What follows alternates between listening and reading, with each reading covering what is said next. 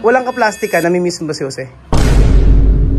At saka po, ang chismis, tayong tatlong nila Jose, walang may gusto sa atin. Oo, walang may gusto sa amin. Oo, hindi tayo gusto. That time, yung mga ibang mga Pilipino doon, hindi kami gusto. Ano naman ang hindi mo makakalimutan sa Ekuko na ginawa natin Christmas party? Sige nga. Oo, sa Okung Bakla, Chamame. Naaalala mo, pag sinabi nga, Chamame. Hello po mga amigo, good evening, good evening, good evening, good morning pala. Good morning po mga amigo, kumusta po ang bawat isa? Nandito po tayo ngayon sa Casa Guiñana Private Resort. Ang resort na para sa inyo at for today's video. At ito po tayo at si Kuya Beljun po excited po na magkabit ng Christmas tree. So andito po si Kuya Beljun at mamaya maglilinis kami dahil may check-in bukas. Andyan po si Kuya Beljun. Wow! Good evening Kuya Beljun. Ay, good morning pala Kuya Beljun. Good morning. Good morning. How are you? Fine, thank you. Parang napaka-sad naman ang paglalagay natin ng Christmas tree today. Ano sa bahay ito? Ayan. Medyo malungkot ang paglalagay ng Christmas tree ngayon kasi maraming memories ang Casa Guiñana na ito. At syempre si Kuya Beljun ay lagi niya sinasabi mula ng isang araw pa na magkabit ng Christmas tree! Kaya Kuya Beljun, let's ball in! Okay? Ang gagawin ni Kuya Beljun for today's video ay gagalagay po ng Christmas tree. At ang paglalagay ng Christmas tree na ito mga amigo ay kung saan si Kuya Beljun ay kakanta ng Feliz Navidad! Feliz Navidad. With may kasama saya. 1, 2, 3. Feliz Navidad. Yung maganda yung parang nagsusumba. 1, 2, 3. Feliz Navidad. Feliz Navidad. Feliz Navidad. Ikot. Feliz Navidad. Chuchua, chuchua. Harap. Feliz Navidad, chuchua, chuchua. Ayan po mga amigo. Alam nyo, last year na nagkabit tayo ng Christmas tree, talaga na mga memorable. At alam nyo po mga amigo, ang Christmas tree na ito ay sumisimbolo ng, ano ang tingin mo, ano para sa iyo ang nagsisimbolize ng Christmas tree? Ano ang symbolize ng Christmas tree para sa iyo? Christ. Ano? Christ. So ano ang tingin mo ang para sa iyo kung magkakaroon ng ayan nahiwa ka ba? Kaya sabi ko sa iyo hindi ka nag-iingat eh. Ako Kuya Beljun, para sa iyo kung ikaw ang bibigyan ng pagkakataon na magsimbolo ng isang Christmas tree, ano ang para sa iyo sumisimbolo ang Christmas tree? Sige. Peace, love, and joy. Peace, love, and joy. So, balikan natin. Magbalik tanaw tayo mga amigo. Sa loob ng... ilan taong ka nagtrabaho sa Equatorial Guinea? Ilan taong ka na? 8 years. Sa 8 years sa pagtrabaho mo sa Equatorial Guinea, Kuya Beljun, gusto kitang tanungin. Ano ang pinaka-memorable na Pasko sa iyo doon na hindi mo makakalimutan? Pasko na hindi mo makakalimutan sa EG. Yung kompleto pa tayo, maraming Pilipino. Maraming Pilipino. Kompleto pa, maraming handa. Ako alam mo ko, kasiyahan. maraming kasiyahan. Tapos,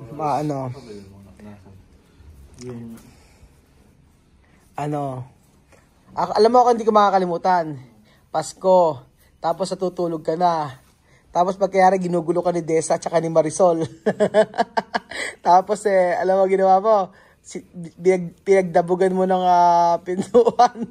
Binuksan mo yung pintuan. Tapos lasing na kasi sila Sol at saka sila Desa. Tapos iniinis ka, ikaw natutulog lang. Hindi ko makakalimutan yon. Si Marisol, ginawa ni Beljun na binuksan yung pintuan. Takbuhan sila Marisol. Kasi nagagati si Beljun, napipiko na. Gusto na mapahinga ni Beljun. Ano naman ang hindi mo makakalimutan sa Ekuko na ginawa nating Christmas party? Sige nga. Sa Ekuko? Oo, sa Okung Bakla, Chamame. Ayun ang pagkain ka. Merong isang eksena doon na talagang matindi. May lechon baboy ba yun? Ay baboy. Meron pa. Hindi nang natatandaan mo.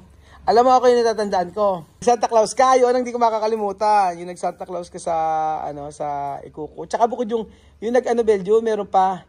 Yung kauna-unang nakatanggap si Chamami ng ng TV. Oo. Na inokray ng mga kapitbahay. Sabi nga nun, napaka-exagerado daw ni Chamami kasi daw yung daw TV na ibigay, napaka-liit ang liit na TV na binigay. Syempre, ang nanay niya, kada tanggol naman ang tanggol. Yun yung hindi natin makakalimutan. Ano naman yung yung pinakamasayang party sa Ukumba na na-experience mo? Na, naging sa'yo, parang naging... Pinakamasayang Pasko, yung na-kuwasa, yung pinakamasayang birthday ko. Ay, yung pinakamasayang birthday mo, yung sa... Oo, kasi meron kasing parang doon, parang karaoke bar. Doon nag-birthday po si Kuya Beljun. Sobrang saya. Lahat ng mga Pilipino andoon. Ang dami nun Ang dami Pilipino. Trabaho ko, si Enrique. Pati mga katrabaho mo mga Latino, Latina, andoon, di ba? Oo, tapos ang saya, di ba?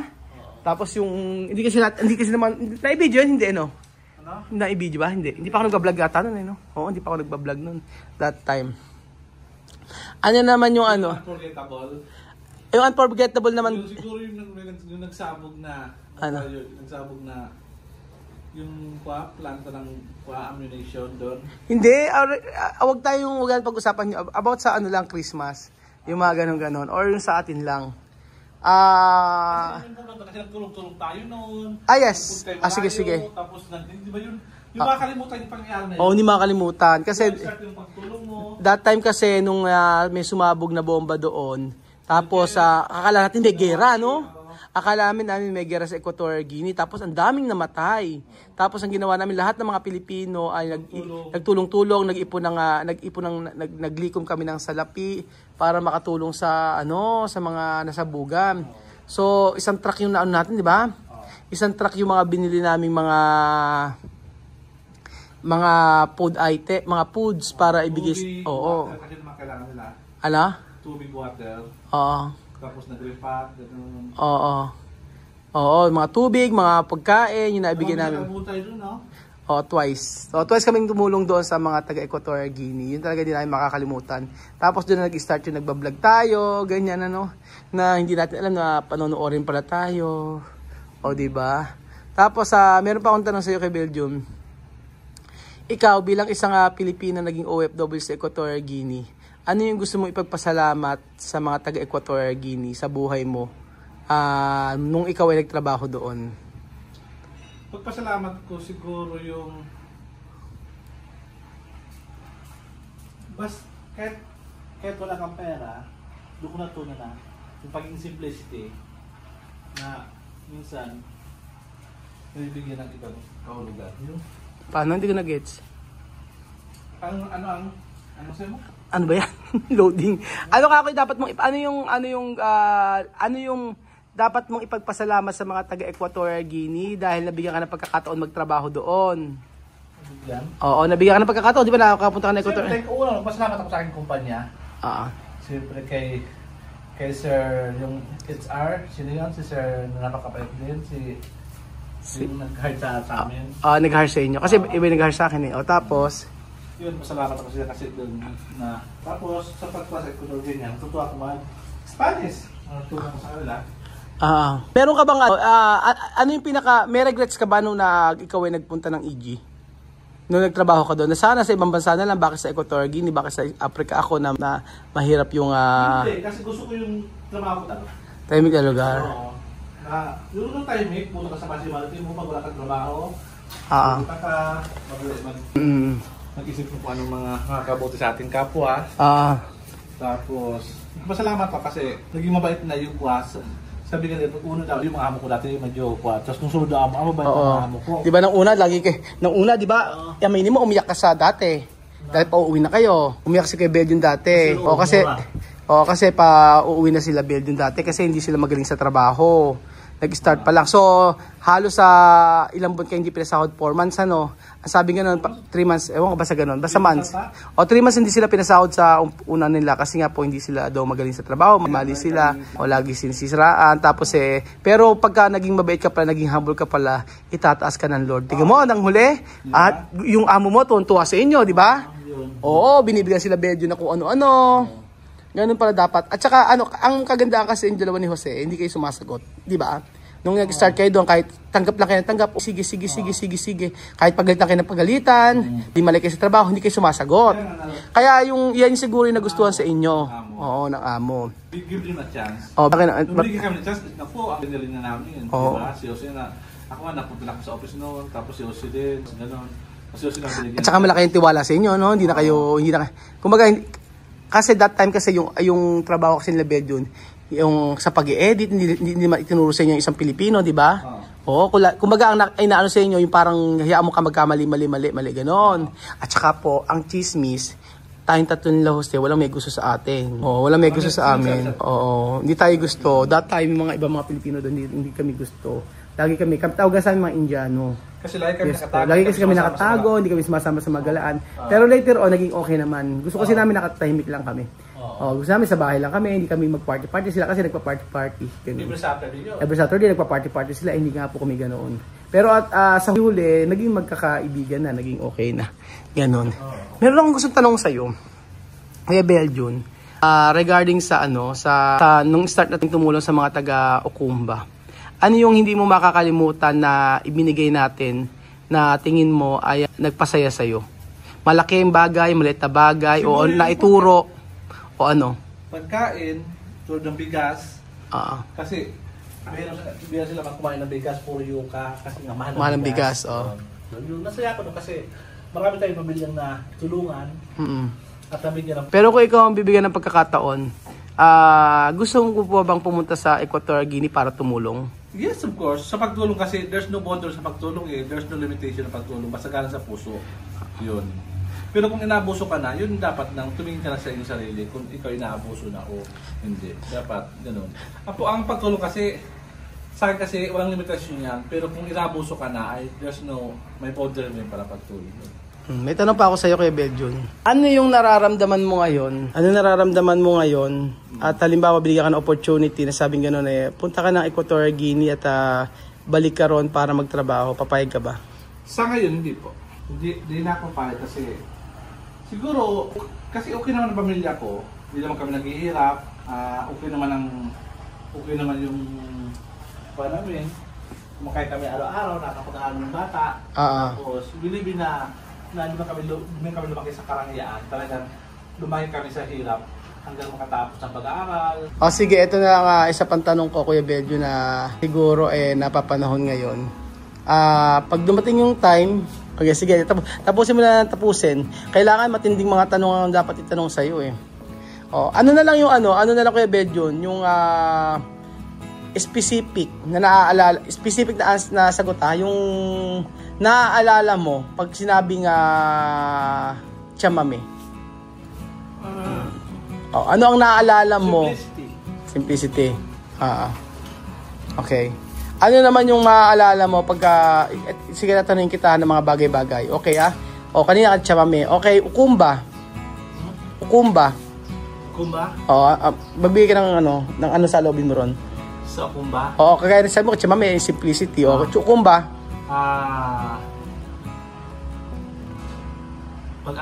Pag-asa. Okay. Hope. Okay. Bubuye. Yung nanay niya na lasinggera. Bubuye. Yun na naalala ko yung nanay niya na si yung naglalasing. Pag sinabi yung bubuye. More of bubuye, marami siyang pangarap sa buhay. Marami pangarap. Lihiya. Naalala mo pag sinabing lihiya? Magaling sumayaw. Yes, totoo yan. Pepito. Humble. Okay. Si ano naman? Okay. Misma. Smiling face. Bungis-ngis, no? Yes. Okay. Bibian. Si Bibian. napakalalim na tao. Malalim na tao si Bidman para sa'yo? Talaga? Si Amir? Si Amir, mas malito. Marami kasi siyang parang mga pasabuhay na, diba? Si Amir, isang tao. Isang tao? Talaga? Oo, si Sophie. Sophie, Chamame. Grabe yung mga inisplok mo kay kay sa pamilya ni Chamame ha. Grabe yung mga grabe yung revelasyon mo sa pamilya ni Chamame ha. Ito na lang kay Elvis. Kay Elvis? Oo. Tahimik si Elvis. Pero masipag. Masipag. Teka, kay Mami Kuana. Mami Kuana? Oo. Si Mami Kuana kuha yung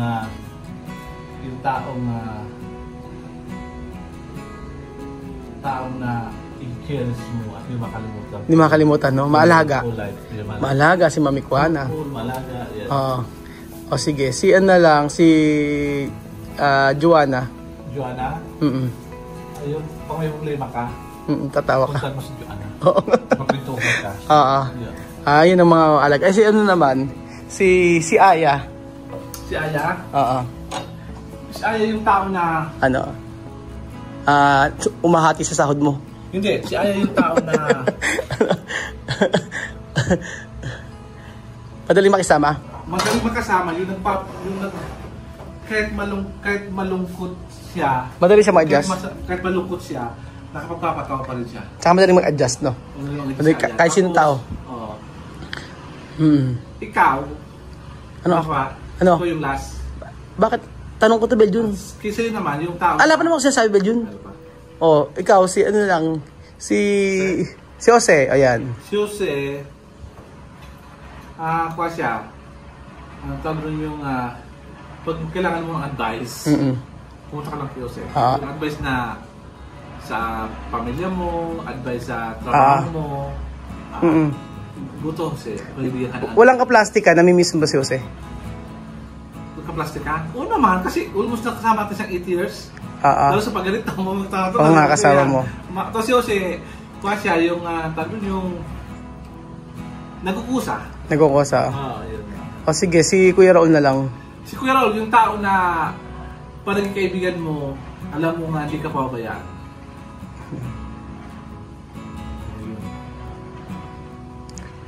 Generous. Tapos... Sa lahat ng mga subscriber natin, sino yung... Hindi ka pabayaan, hindi ka maghihirap, at ano ba ba sa iyo? Yung... what you see is what you get. Tanong ko sa'yo, sa lahat ng mga naging subscriber natin, naging ka-close natin, sino yung pinakagusto mo? Pinakagusto ko? Na nakasama ko? Personally, nakasama ko? Hindi, yung nakaka-chat mo, nakakausap mo sa mga subscriber natin. Subscriber? Sa lahat-lahat. Sa subscriber, nakasama ko na gusto mo si Tita Christina. Si Christina? Christina. Sino pa? Sino pa? Sino pa? Sa Christina. Si Ate Mian. Lulong, magaan kasing loob. Magaan ang loob po sa kanya. Yun, mga subscriber mo. Tapos, lalo po kay Tita Mariton. Alam mo kung bakit. Tita Mariton, parang ikaw, tama nga sabi ni Tita Mariton na ikaw yung male version ni Tita Mariton. Kasi pag naglimuha sa ako in terms sa tulong, yung kahit konti lang yung pera mo, basta yung tulong sa kaibigan mo, sa pamilya mo na pag emergency, lalo pag sa hospital, mga emergency, ay tumutulong ka talaga. Hindi ka nag-isip na, mamaya hindi yung tulong. Hindi. Kailangan tulungan mo siya kasi kailangan yung tulong. Yung genuine ng tulong na binibigay mo sa kanila. Kaya hindi Tita Mariton. Kasi isa sa mga gustong-gusto pa na subscriber na gusto kong i-cherish kasi totoong tao, mga genuine na tao sila. Yun lang. Ayan po mga amigo, wala na kayong yun po at for today's video, malungkot man ang araw na ito dahil magpapasko na at syempre pag Pasko joke lang. Masaya, happy syempre. Meron man mawala, may dumating, may umalis o ano pa man, tuloy ang buhay. Yun po ang importante. sa atin. Kaya po, sabi ko nga po sa inyo, maging masaya tayo sa bawat araw ng ating buhay. Kaya po, magandang topic, magandang kwentuhan, heart to heart, with Kuya Boy Bundat. Sabi nga nila. Thank you so much po. God bless.